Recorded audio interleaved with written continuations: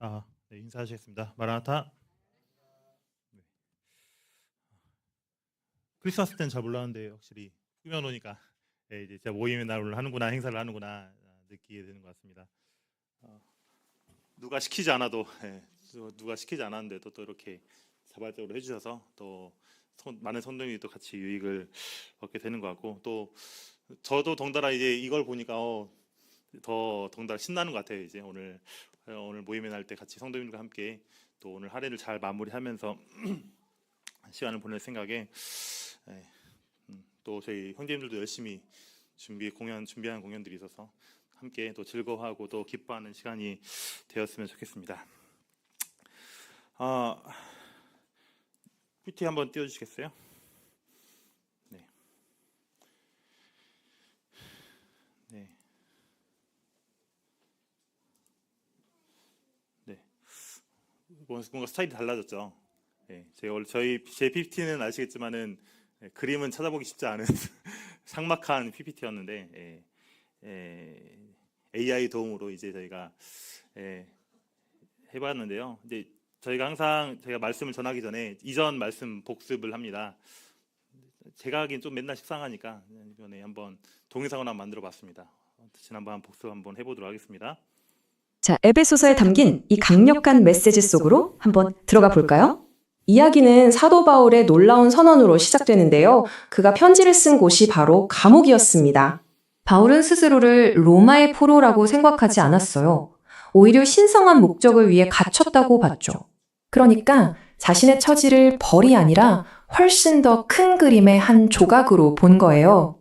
그렇다면 감옥에 갇혀서 얻은 그 중요한 깨달음, 대체 뭘까요? 바울은 자신에게 계시된 비밀에 대해 이야기합니다. 이건 스스로 알아낸 게 아니었어요. 핵심은 이거죠. 이 진리는 하나님이 직접 보여주신 거라는 사실입니다. 오랜 세월 동안 감춰져 있던 진리가 이제 드디어 빛을 보게 된 거죠. 자, 그럼 그 위대한 비밀이 대체 뭘까요? 이건 하나님의 가족이 누구인지에 대한 생각을 완전히 바꿔놓습니다. 바로 유대인이 아닌 이방인들도 하나님의 백성이 된다는 당시로선 정말 충격적인 내용이었죠. 바울은 이 새로운 현실을 세 가지 강력한 표현으로 설명하는데요. 정말 흥미롭습니다. 결국 이 비밀은 뭘 의미할까요? 예전의 모든 벽이 허물어진 완전히 새로운 공동체의 탄생이죠. 자, 이제 메시지의 두 번째 핵심으로 넘어가 볼까요? 바로 맡겨진 은혜라는 책임감입니다. 이건 은혜를 그냥 받기만 하는 게 아니라는 뜻이에요. 잘 관리하고 또 나누어야 한다는 거죠. 이 흐르는 은혜라는 개념을 설명하기 위해 아주 강력한 비유가 사용됩니다. 이게 바로 핵심 메시지를 보여주죠. 은혜는 나눠야만 생명력을 갖는다는 것. 이런 깨달음은 그냥 머리로만 아는 게 아니에요. 행동으로 이어져야 합니다. 바울은 자신이 받은 이 엄청난 소식을 전하도록 부름받은 일꾼이라고 생각했어요. 결국 우리가 받은 은혜의 선물이 그걸 나누고 싶은 마음을 갖게 하는 거죠. 그래서 마지막으로 우리 삶에 이런 질문을 던지게 됩니다. 네, 말씀 잘 기억이 나시나요? 제가 항상 정리를 해드렸는데 또 다른 목소리가 정리를 해주니까 또 색다르죠. 이거 만드는데 얼마 걸렸을까요? 5분 걸려서 5분. 네, 5분 만에 영상을 만들었습니다. 그래서 이제 저희 아버지가 항상 컴퓨터 말로만 하면 다 만들어졌으면 좋겠다 얘기하셨었는데 이제는 그런 시대가 진짜 왔습니다. 그래서 말로만 하면 이제 알아서 영상도 만들어지고 PPT도 만들어지고 이런 시대가 이제 벌써 왔더라고요. 이제요. 한 달 전에 저도 이거 한 달 전에 알게 되었는데 한 달 전에 지금 찾아오게 되었습니다. 그래서 오늘 이 부분도 같이 이 부분을 AI로 만든 PPT로 같이 한번 또 교제를 나눠보고자 합니다. 이제 2025년 오늘 한 해를 이제 마무리하는 마지막 주일입니다. 성도님들 올 한 해 성도님의 신앙생활 생각해 보시면서 어떠셨어요? 만족하시나요? 잘 보냈다고 생각하시나요? 혹시 나는 올 한 해 내가 너무 열심히 섬겨가지고 내가 너무 올해 무리한 것 같아. 내년 좀 쉬어야 되겠어 혹시 있으신가요? 내가 요즘에는 내가 평소보다 너무 무리해가지고 내가 너무 열심을 내가지고 에너지가 방전될 정도로 정말 너무 열심히 잘 섬긴 것 같아 혹시 있어요? 아니면은 혹시 네, 사회자님 박수 한번 주시죠. 진짜로 사회자님이 진짜로 작년에 비해서 진짜 올해 진짜로 많은 분 섬김을 해주셨어요 진짜로. 예. 오늘 이제 이따 공연도 또 상인님 직접 또 준비를 하신 부분들이 있는데 진짜로 많은 준비를 하셨습니다.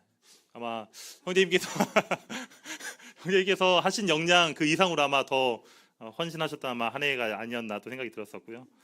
또 어떤 분은 아마 또 더 열심히 내가 더 열심히 했어야 된다 아마 생각을 하신 분도 계실 거라 생각이 듭니다. 그런데 이제 혹시 나는 이 정도면 올해 정도는 잘한 것 같아, 적당히 잘한 것 같아 혹시 생각하시는 분 계시나요? 그렇게 생각했던 교회가 있죠. 요한계시록에 나오면은 어떤 교회가 그렇게 생각했죠? 라오디게아가 그렇게 생각했습니다. 이 정도면 잘 섬긴 거지. 적당히 헌금하고 적당히 봉사하고 또 적당히 사랑하면서 지금처럼 편안하고 또 여유롭고 또 이런 안락한 삶, 하나님도 잘 섬기는 것 같고 하나님께서 복도 좀 잘 주시는 것 같고 또 내가 내 삶에 큰 문제가 없는 것 같고 이런 삶을 살았던 라우디게아 교회에게 하나님께서는 계시록 말씀을 통해서 불로 연단한 금을 사서 부유하게 하고 흰 옷을 사서 입고 또 안양을 사서 눈에 바르라고 말씀하고 있습니다. 그래서 우리가 함께 오늘 교제하게 될 그 예배소서 본문이 바로 여기 오늘 우리 주제랑도 맞물려 있는데요. 우리가 이렇게 적당한 만족, 라우디게아에게 하나님께서 말씀하셨던 것처럼 차든지 더웁든지 하라고 했는데 이 정도면 괜찮지라고 하는 이런 적당한 만족에 머물러 있어서는 안 된다고 오늘 하나님께서는 도전하는 말씀입니다. 그 왜 그러냐면은 우리를 부르신 하나님의 그 계획이 정말로 크고 놀라운 것이기 때문에 또 우리 안에 담긴 은혜가 얼마나 큰지 하나님께서는 말씀을 통해서 말씀하고 계십니다. 오늘 말씀을 통해서 우리가 우리의 시선이 나로 초점을 맞추는 것이 아니라 하나님의 그 크신 경륜으로 같이 옮겨지는 은혜가 있기를 바랍니다. 오늘 본문의 말씀 에베소 3장 8절부터 13절까지 같이 한번 읽도록 하겠습니다. 에베소서 3장 8절부터 13절까지입니다. 페이지 312페이지입니다. 신약성경 312페이지 에베소서 3장 8절부터 짧지 않긴 한데요. 같이 한번 한 목소리로 같이 한번 읽어보도록 하겠습니다. 시작. 모든 성도 중에 지극히 작은 자보다 더 작은 나에게 이 은혜를 주신 것은 측량할 수 없는 그리스도의 풍성함을 이방인에게 전하게 하시고 영원부터 만물을 창조하신 하나님 속에 감춰졌던 비밀의 경륜이 어떠한 것을 드러내게 하려 하심이라. 이는 이제 교회로 말미암아 하늘에 있는 통치자들과 권세들에게 하나님의 각종 지혜를 알게 하려 하심이니 곧 영원부터 우리 주 그리스도 예수 안에서 예정하신 뜻대로 하신 것이라. 우리가 그 안에서 그를 믿음으로 말미암아 담대함과 확신을 가지고 하나님께 나아감을 얻느니라. 그러므로 너희에게 구하노니 너희를 위한 나의 여러 환난에 대하여 낙심하지 말라. 이는 너희의 영광이니라. 네, 감사합니다. 오늘 말씀은 고난이 영광이 되는 비밀. 마지막 13절에 보시면은 나의 여러 환난에 대하여 낙심하지 말라. 이는 너희의 영광이니라. 어떻게 이 고난이 영광이 될 수 있을까? 우리가 예배소 3장 8절부터 13절을 통해서 하나님께서 세우신 창조하신 이 교회 그리고 이 교회를 통해서 하나님께서 무엇을 계획하시고 또 무엇을 이루어 나가시는지를 같이 한번 예배소 말씀을 통해서 같이 한번 교훈을 얻고자 합니다. 8절 같이 읽으셨던 것처럼 모든 성도 중에 지극히 작은 자보다 더 작은 나에게 이 은혜를 주셨다라고 사도 바울은 고백하고 있습니다. 사도 바울이 자기를 어떻게 고백하고 있어요? 모든 성도 중에서 지극히 작은 자라고 해도 무슨 말인지 알겠죠? 근데 그것보다 더 뭐하다고요? 작은 나. 모든 성도 중에 지극히 작은 자면 몇 명이에요? 제일 작은 자는 한 명밖에 없죠. 근데 그 한 명보다 더 작은 자는 실제로는 있을까 없을까요? 없죠. 여기 중에서 제일 작은 사람 한 명 뽑으라고 하면 그 한 명이 제일 작은 건데 그것보다 더 작은 사람이라고 얘기하는 거 보면은 또 이제 이거는 이제 실제로는 없지만은 우리가 그만큼 자기를 낮추는 이 사도 바울의 겸손을 우리가 볼 수 있습니다. 아시겠지만은 사도 바울이 작은 자일까? 작은 자인가 성도님들은 어떻게 생각하세요? 작은 자 생각하세요? 누구보다 사도 바울은 가방끈이 길었죠. 많이 배웠던 사람이었습니다. 그리고 누구보다 열정적으로 하나님의 복음을 위해서 수고했던 사도였습니다. 근데 그런 그가 왜 자신을 성도 중에 지극히 작은 자라고, 아니 지극히 작은 자보다 더 작은 자라고 자기를 표현했을까요? 우리가 이 말씀을 묵상하면서 생각이 할 수 있는 부분들은 사도 바울은 정말로 성령이 충만한 사람이었다라는 부분이었고요. 성령이 충만하면은 자신을 어떻게 느끼는가를 사도 바울을 통해서 우리가 알 수가 있습니다. 어떻게 느낄까요? 성령이 충만한 이유면은 내 진짜 대단하구나, 나 진짜 훌륭하구나 이렇게 느낄까요? 사도 바울의 모습을 보면 어떻게 느낀다고요? 내가 진짜로 얼마나 작은지를 알게 된다는 겁니다. 왜 그럴까요? 성령이 충만한 이분은 항상 누굴 인식하게 되어 있어요? 하나님을 인식하게 되어 있습니다. 성령님을 인식하게 되어 있습니다. 하나님 앞에서 비춰볼 때 나는 어떤 모습일까요? 내가 아무리 세상적으로 뛰어나고 훌륭하다 하더라도 어때요? 하나님 앞에 선다면은 보잘것없고 하찮고 미천한 존재라는 것들을 알 수 있게 됩니다. 특히나 우리가 청소를 하면 세차를 해보신 분도 알겠지만은 지저분할 때는 잘 몰라요. 근데 반짝반짝 빛나고 나면 어때요? 그때서야 이제 흠집이나 그때 지저분할 땐 보이지 않았던 미세한 기스들이 보입니다. 그러고 보면서 내 차가 진짜로 흠집투성이었구나라는 것들을 깨끗하게 치우면은 알게 된다는 겁니다. 사도 바울은 하나님 앞에 나아갔고 또 그 하나님 앞에 나아갔을 때 자신이 정말로 깨끗하게 되길 원했지만은 얼마나 죄인된 모습이었는지를 선명하게 보았기 때문에 사도 바울은 자기가 정말로 작은 자라는 것들을 가식적인 표현이 아니라 진심을 담아서 표현하고 있는 모습들을 보게 됩니다. 그래서 우리가 정말 성숙한 사람이 누굴까라고 생각을 해보면 사도 바울의 모범을 보면서 내가 정말 하나님에서 이만큼 했습니다, 내가 정말 하나님에서 이렇게 헌신했습니다, 이게 성숙한 사람일까? 그게 아닌 것 같습니다. 사도 바울의 표현을 보면은 정말 내가 작은 자다라고 느끼는 것이 정말로 신앙적으로 성숙한 사람의 모습이겠구나. 왜요? 작은 자가 하나님의 은혜를 더 찾을까요? 큰 자가 하나님의 은혜를 더 찾을까요? 자기를 작은 자라고 생각한 만큼 하나님의 은혜가 얼마나 더 필요한지를 더 깨닫고 알게 된다는 겁니다. 사도 바울은 정말 자신에게 하나님의 은혜가 한순간도 없어서는 안 된다는 것들을 알고 있었기 때문에. 왜요? 애기들 보시면 아시겠죠? 애기를 키우시면 아시겠지만은 어린 애기일수록 어때요? 혼자 놔둘 수 있어요, 없어요? 없어요. 어떻게 해야 돼요? 엄마가 한순간도 떼놓으면은 얘가 어떤 일이 생길지 알지 못합니다. 위험한 상황이 터질 수 있습니다. 그러니까 더 어떻게 할 수밖에 없어요? 부모를 의지할 수밖에 없습니다. 그래서 우리가 정말 영적으로 성숙한 사람은 어떤 사람일까 생각했을 때 신앙의 연수가 오래되고 또 훌륭한 신앙적인 일들을 한다고 해서 우리가 성숙한 사람이 아니라 정말 하나님을 간절히 의지하고 하나님께 가까이 나아가는 그런 자가 성숙한 모습이겠구나, 이런 모습들을 사도 바울의 모습을 통해서 생각해 보게 됩니다. 그런데 8절 뒷부분에 보시면은 뭐라고 말씀하고 계시나요? 사도 바울이 그런 작은 자에게 하나님께서 뭘 주셨다고요? 은혜를 주셨다고 합니다. 그래서 은혜를 주셔서 이 은혜를 가지고 하나님께서는 뭘 하게 하셨나요? 측량할 수 없는 그리스도의 풍성함을 이방인에게 전하게 하셨다는 것입니다.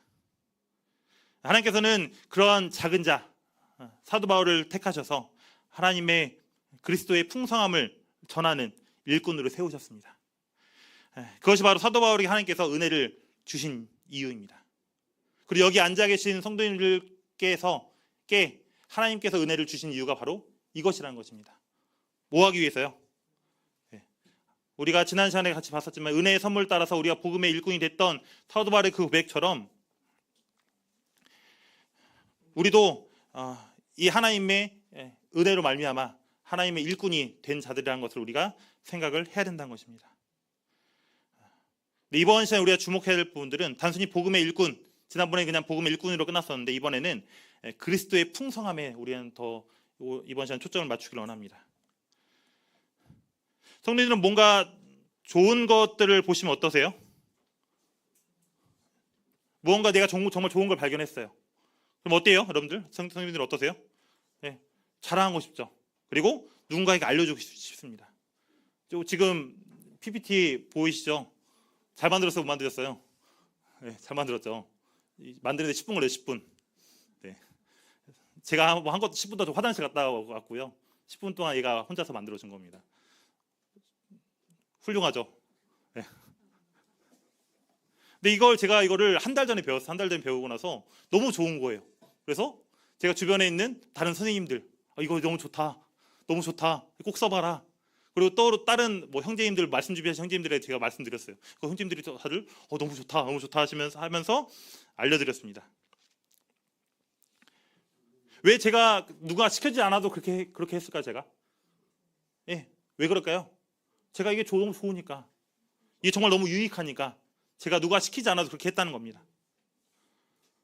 그리고 이것을 통해서 다른 사람에게도 유익이 될 거라고 제가 생각했기 때문에 그렇게 자연스럽게 이 부분들을 이야기를 한 것입니다. 우리가 전하는 복음도 어때야 될까요? 이것과 동일합니다. 우리가 단순히 복음 전하는 게 예수 그리스도 전하고 그냥 교회 나와라 이렇게 전하는 것이 아니라 어떻게 전해야 돼요? 우리가 이 그리스도의 풍성함을 우리가 전해야 된다는 것입니다. 그리고 우리 그리스도의 풍성함을 우리가 누가 먼저 느껴야 돼요? 내가 먼저 느껴야 돼요. 내가 정말 그리스도의 그 풍성한 삶 가운데 내가 살면서 정말 예수님을 믿는 삶이 얼마나 행복한지, 얼마나 복된 건지, 내가 또 얼마나 기쁜 삶인지에 대해서 내가 충분히 경험하면서 살아가야 한다는 것입니다. 그렇게 됐을 때 그런 삶을 살지 못한 사람들 어떻게 생각해야 돼요? 너무 불쌍한 거예요. 이렇게 너무 좋고 행복한 삶이 있는데 그렇게 살지 못하는 사람들을 보면은 너무 안타깝고 안쓰러운 거예요. 그러니까 어떻게 할 수밖에 없는 거예요? 복음을 전하게 되는 거예요. 어떤 확신을 가지고요? 이 사람이 복음만 받아들인다면은 그 고통스럽고 힘든 삶에서 벗어나와서 복된 삶을 누릴 수 있겠구나. 그런 확신을 가지고 우리가 복음을 전할 수가 있게 된다는 것입니다.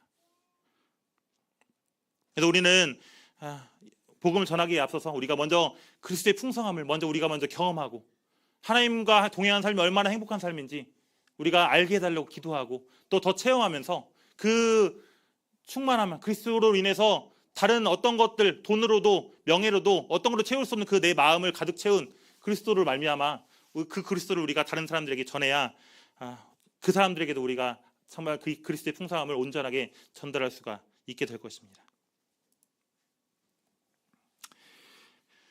9절에는 영어부터 만물을 창조하신 하나님 속에 감춰졌던 비밀의 경륜이 어떠한 것을 드러내게 하려 하심이라 라고 말씀하고 있습니다.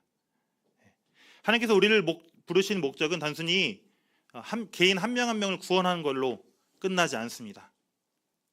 우리의 복음이 단순히 한 명 한 명을 천국 가게 하려고 하는 것이 아니다라고 우리는 계속해서 말씀을 통해서 듣고 있습니다. 그리고 이 9절을 보시면은 하나님께서 복음을 전하게 하신 이유, 그리고 하나님이 이 복음을 전하게 하셔서 얻고자 하시는 것이 무엇인지를 하나님께서는 말씀하고 있습니다. 9절에 감춰졌던 비밀의 경륜이 어떠한 것을 드러내게 하기 위해서 하나님께서 이 일들을 사도 바울에 맡기셨다고 말씀하고 계시는데요. 바로 이 비밀이 바로 뭘까요? 지난 시간에 같이 교제했지만 바로 교회라는 것입니다. 교회.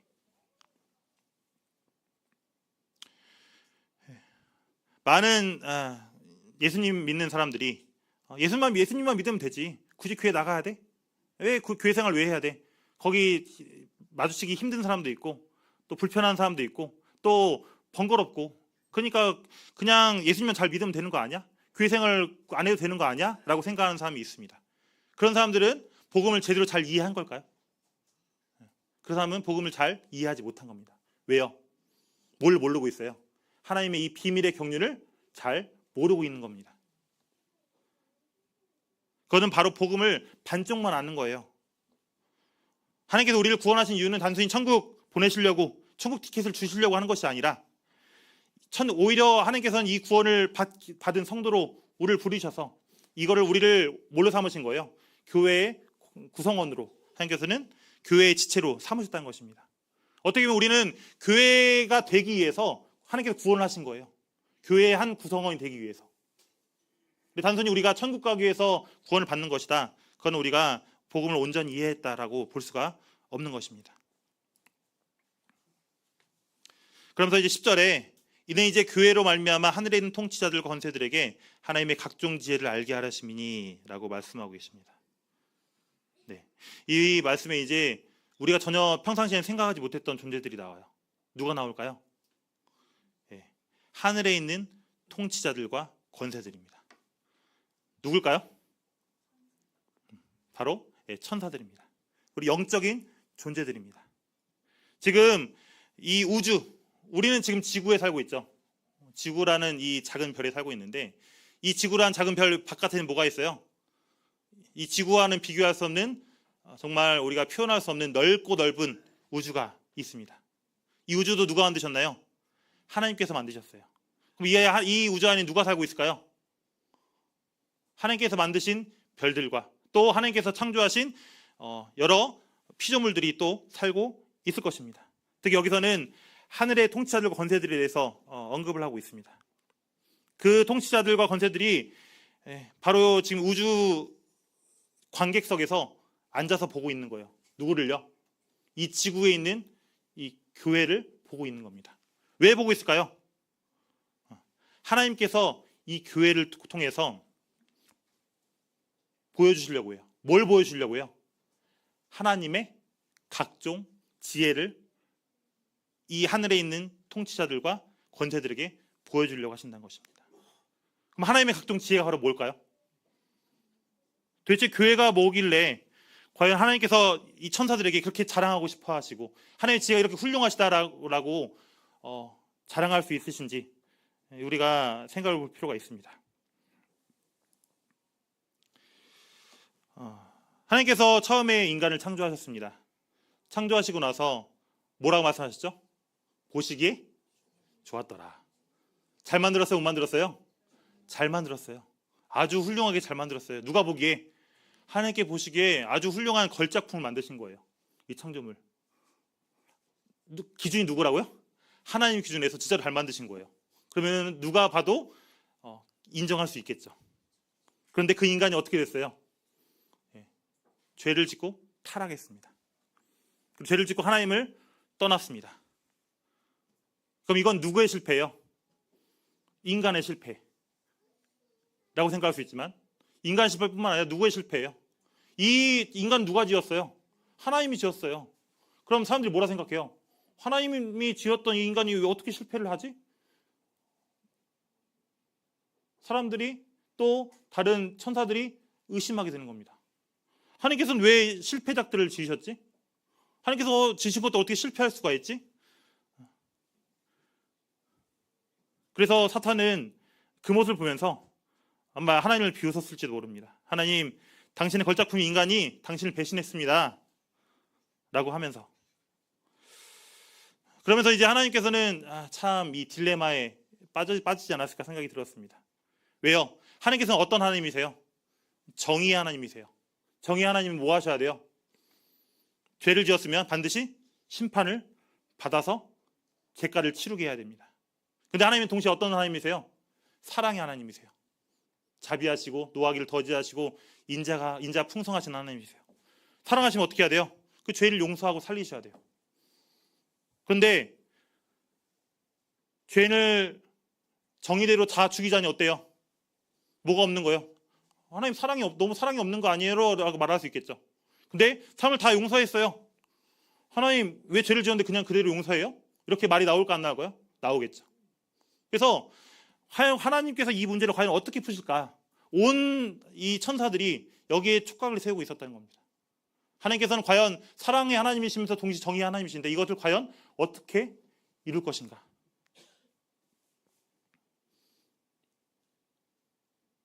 성령님도 항상 고민하시죠.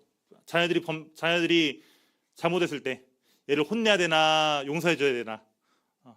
하나님도 항상 이 고민, 물론 하나님은 그것보다 더 사망을 주관하신 분이시기 때문에 이 풀 수 없는 문제, 이 어려운 문제를 모든 피조물들이 또 모든 천사들이 모든 사탄 귀신들이 이 모습들을 보고 있는 겁니다. 하나님께서 이걸 어떻게 하시나? 하나님의 지혜로 이걸 어떻게 풀어나가시나 관심 있게 지금 지켜보고 있는 상황이라는 것입니다.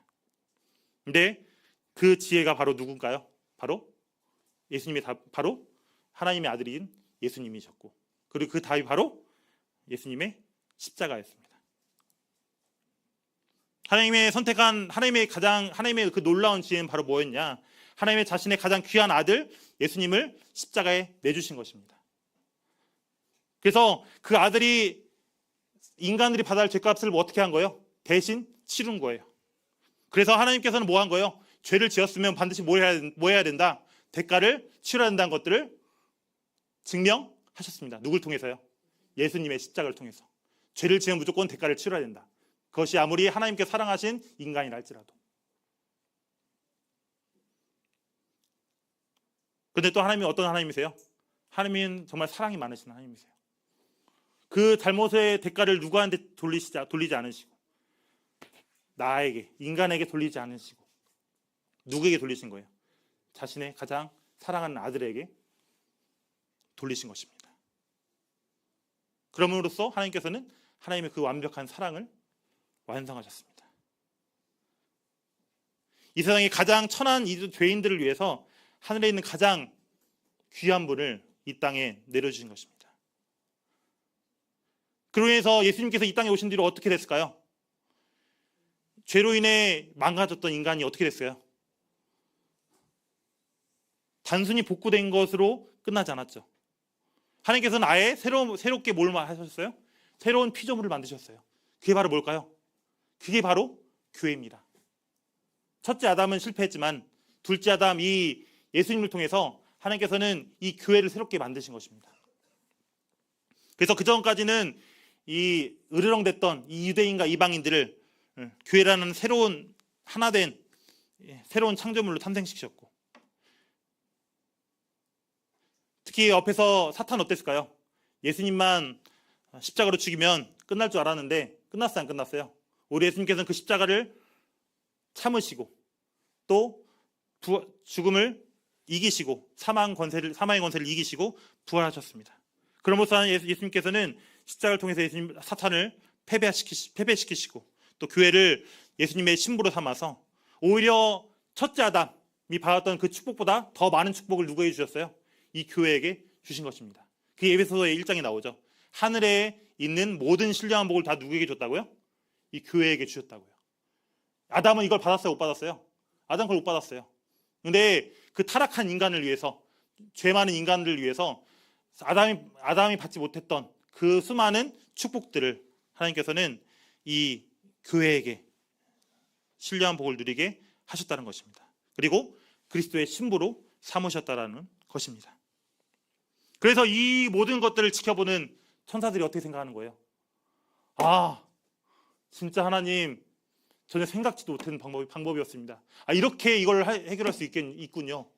하나님의 지혜는 정말로 놀랍습니다. 하나님의 그 행하신 방법을 보니까 하나님의 사랑을 느낄 수 있고, 하나님께서 얼마나 사랑이 많으신 분이신지, 또 하나님께서 얼마나 죄를 미워하시고 죄의 대가를 치르게 하신 분이신지 정말 알겠습니다. 모든 천사들이 이걸 보고 놀라는 거예요. 진짜 하나님께서는 철두철미하시고 하나님의 계획은 정말로 완전 무결하시구나. 인간이 아무리 타락하고 죄가 많다 할지라도 하나님의 그 능력을, 하나님의 그 영광을 이길 수가 없겠구나. 천사들이 감탄하는 것입니다. 누굴 보고요? 이 교회를 보고요. 그래서 우리가 지금 여기 앉아있는 이 자리가 그냥 단순히 주일이라서 나온 자리가 아니라 바로 이 온 우주에 지금도 천사들이, 수많은 하늘의 이 권세들이 우리 교회를 쳐다보고 있어요. 하나님의 지혜가 얼마나 놀라운지, 하나님께서 정말로 이런 미천한 사람들을 하나하나 택하셔서 하나님의 몸된 교회로 세우시고 하나님의 주님의 신부로 세우시고 또 하나님께서 어떻게 승리하셨는지를 이 교회를 통해서 천사들은 확인하게 된다는 것입니다. 그래서 우리는 지금 너무나도 영광스러운 자리에 지금 앉아 있다는 사실들을 꼭 기억하셨으면 좋겠습니다. 그래서 11절에 곧 영원부터 우리 주 그리스도 예수 안에서 예정하신 뜻대로 하신 것이라. 이 놀라운 계획이요, 갑자기 생겼다고요? 갑자기 생긴 게 아니라는 것입니다. 언제부터 계획되었다고요? 영원부터. 하나님의 그 계획은 아담이 실패하는 것들을 예상을 하셨을까 못하셨을까요? 예상하셨어요. 사탄이 이 인간들을 꼬드기는 거, 유혹하는 것 아셨어요? 몰랐어요? 아셨어요. 하나님의 그 계획을 실패하려고 하는 그 모든 시도들을 하나님께서는 알고 계셨다는 것입니다. 하지만 그 하나님께서는 그 모든 어려움과 또 이걸 어떻게 하지라는 그런 문제 상황들을 하나님께서는 이미 하나님의 그 뜻대로 계획하셨고, 또 이 계획은 누구를 통해서 이루시나요? 나오지만은 우리 주 그리스도 예수 안에서 이 모든 것들을 이루십니다. 예수님의 가장 이 모든 지혜의 핵심 바로 누구라고요? 바로 예수 그리스도라는 것입니다.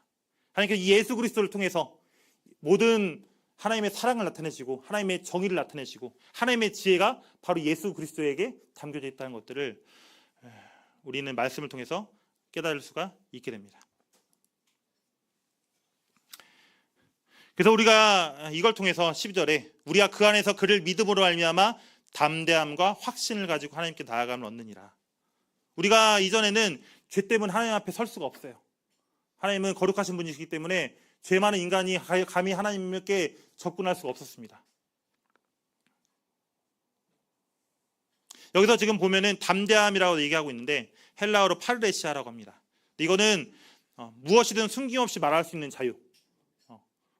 내가 말하는 거 말할지 말할지 우리 항상 눈치를 보잖아요. 여기서는 이 담대함이라는 것은 내가 어떤 말이든 할 수 있는 자유를 말합니다. 그리고 두려움이 없는 당당함을 의미합니다. 우리의 이런 담대함과 확신이 과연 어디서부터 비롯될까?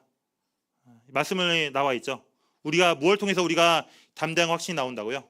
바로 예수님 안에서, 그리고 그분을 믿음으로 말미암아 우리에게 주어진다는 것입니다. 우리는 하나님 앞에 우리 혼자 나갈 수가 있어요? 인간의 힘으로 나갈 수 없어요. 누굴 통해서 나가는 거예요? 예수님 안에서, 예수님을 믿음으로 우리가 하나님께 나아감을 얻게 된다는 것입니다. 우리의 신분은 이제 어때요? 하나님과 원수되었고 대적되었던 이 죄인의 신분에서 이제는 우리는 그리스도와 한 몸이 되었습니다. 그리스도와 연합하였습니다. 여기 보면은 그 안에서라고 하는 그 안에서. 그가 누구예요? 예수님 안에 우리가 있다라는 거예요. 그러면 우리 바깥에 누가 있는 거예요? 우리 바깥에 누가 있는 거예요? 우리 바깥에는 예수님이 있는 거예요.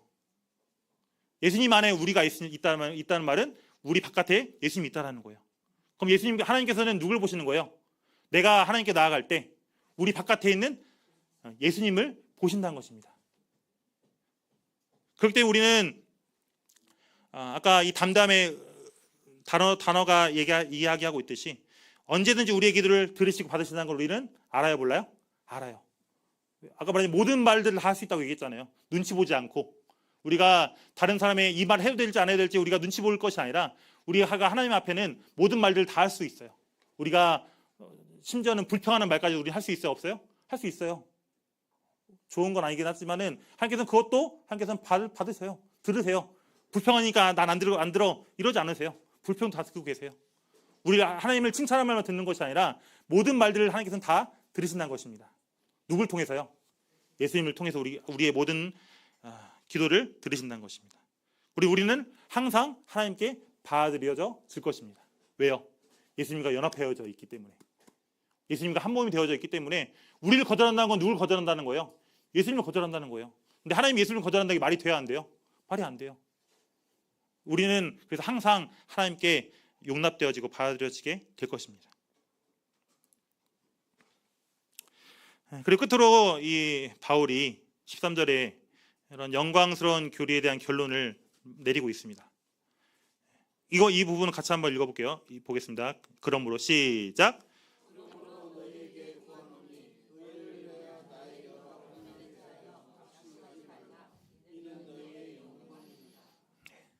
지금 바울은 어떤 상황일까요? 이 에베소서를 지금 어디에서 쓰고 있죠? 감옥에서 쓰고 있습니다. 감옥에서. 성도님들 아시겠지만은 사도 바울이 사도행전 뒷부분에 보면은 이 예루살렘에서 잡혀서 신문 받고 또 매질도 당하고 하면서 로마까지 가게 되죠. 로마로 가서 그 가는 중에도 어때요? 배가 파손되기도 하고 또 독사에 물리기도 하면서 수많은 어려움들을 겪으면서 이 로마까지 가게 됩니다. 그리고 감옥에 갇히게 돼요. 이걸 보면 우리가 인간적으로 보면은 그렇게 주님 섬긴다고 하더니 감옥에 가 있어요. 좋은 결론이에요? 안 좋은 결론이에요? 안 좋은 결론이죠. 우리도 주변에 이런 일들 보신 적 있으세요? 경험하시죠? 우리도 종종 다른 지역교회 모임 보면은 주님의 일꾼들, 주님의 정말 주와 교회와 복음을 위해서 일한 일꾼들이 질병으로 어려움을 겪고 또 이 고난을 겪는 경우가 있고 또 수많은 어려움들이 있다는 사실들로 있는 소식을 듣게 됩니다. 그래서 우리는 그런 소식을 들으면 어때요? 그렇게 고생만 하시다가 주님의 일꾼이 왜 하나님 일을 하다가 저렇게 고생만 하시지? 세상에서 우리는 그 소식을 들으면은 우리 마음이 무거워져요. 하나님께서 좀 잘 좀 해주시지. 주님 주와 복음을 위해서 저렇게 수고하셨는데 남은 여생이나 좀 더 편안하게 잘 살게 해주시지. 우리의 마음이 낙심하는 마음이 들 때가 있어요, 없어요? 들 때가 있다는 것입니다. 근데 사도 바울은 말하고 있어요. 뭐라고 말하고 있어요? 낙심하지 말라. 왜요? 이는 너희의 영광이니라. 이것이 너희의 영광이다. 에베소 교회의 영광이다. 라고 지금 사도 바울은 고백하고 있습니다. 이걸 생각하면서 제가 그 영화 하나가 생각나는데요. 혹시 암살이라는 영화 보셨어요? 암살? 한 10년 전에 나왔던 영화인데 이 독립운동했던 그 옛날 일들을 각색해서 만든 영화입니다. 거기 이제 여기 왼쪽에서 나온 사진이 이제 그 악역이에요, 악역. 근데 독립운동을 했었는데 배신했던 악역입니다. 근데 이 사람이 이제 처음 재판받는 모습부터 시작을 해요. 친일 행동을 했다고. 독립운동가를 배신하고 독립운동가를 팔아넘겼다. 이런 이 혐의로 해서 재판을 받게 되는데 그 사람이 갑자기 일어나서 자기 옷을 싹 벗어 이렇게. 벗으면서 뭐라고 얘기하냐면은 내 몸속에 일본 놈 총알이 6발 있습니다 하면서 보여줘 이렇게. 그러면서 여기 내가 언제 맞았고 여기는 언제 맞았고 하면서 6발을 다 이야기해줘요. 그러면서 내가 이렇게 살아왔는데 내가 과연 이 친일 행동을 과연 했겠느냐라고 하면서 자기를 변론을 합니다.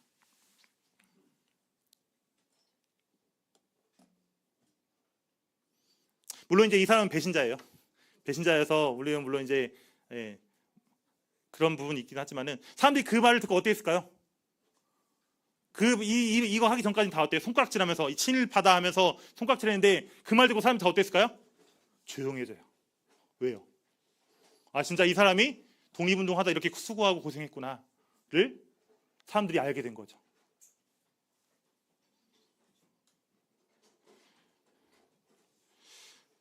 우리가 주님을 섬기다 보면은 우리 억울한 일을 당할 때가 있을까 없을까요? 있을까 없을까요? 있습니다. 고난이 항상 죄를 지어야만 고난이 찾아오나요? 그러지 않죠. 물론 죄를 지으면 고난이 찾아오지만은 죄를 짓지 않아도 하나님께서 우리를 연단하시기 위해서 또 우리가 그 고난에 동참하기 위해서 우리의 유익을 위해서 또 교회의 유익을 위해서 우리의 고난을 허락하십니다. 그래서 교회를 위해서 헌신하다가 내가 오해를 받기도 하고 또 복음을 전하다가 내가 손해를 보기도 해요. 또 내가 너무 열심히 섬기다 보니까 몸이 아프고 또 재정적인 어려움이 닥쳐올 때가 있습니다.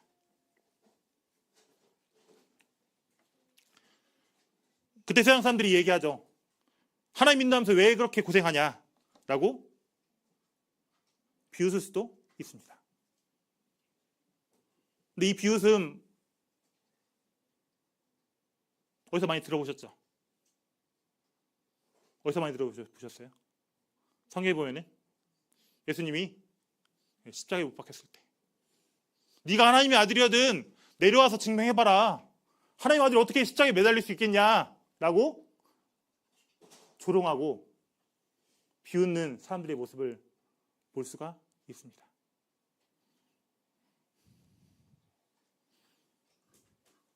우리도 그런 상황이 될 때 우리가 또 다른 사람들이 그런 일들 경험하게 되면 우리가 스스로 낙심할 수가 있는 것 같습니다.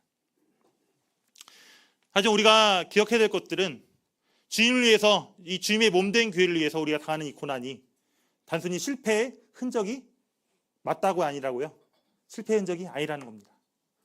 우리가 고난을 당하는 것이 내가 실패했다는 것이 아니라 오히려 내가 장차 주님을 만나게 될 때, 주님 앞에 서게 될 때 주님께서 저를 위해 저를 너무 많이 사랑하셔서 십자가에 못 박히셨죠. 주님, 제가 주님을 이만큼 사랑했습니다 라고 말할 수 있는 것이 바로 우리의 고난이 될 것입니다.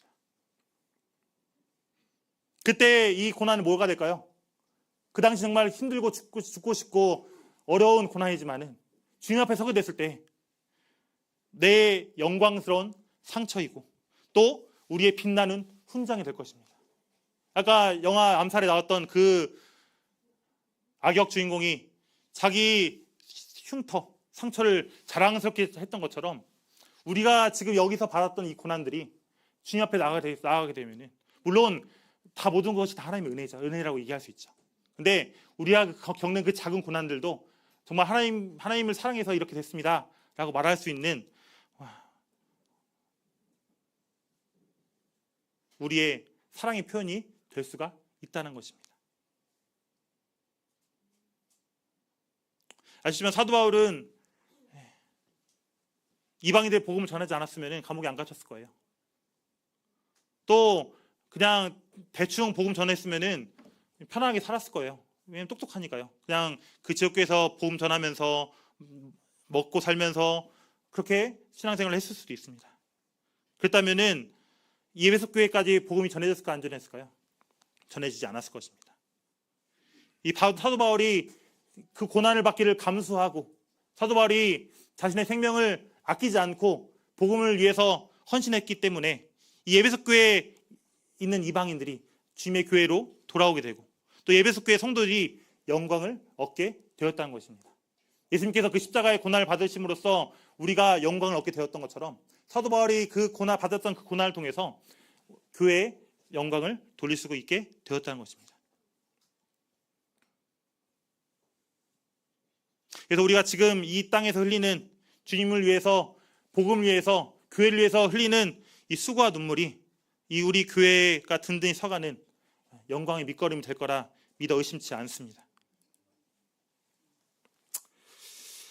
네, 말씀 이제 마무리하면서 올 한 해 신앙생활 아까 여쭤봤죠. 어때 힘드시지 않으셨어요? 네. 또 내가 열심히 했는데 결과 눈앞에 안 보여요. 열심히 전도했는데 영혼들이 돌아온 영혼들이 없어요. 우리는 낙심할 수가 있습니다.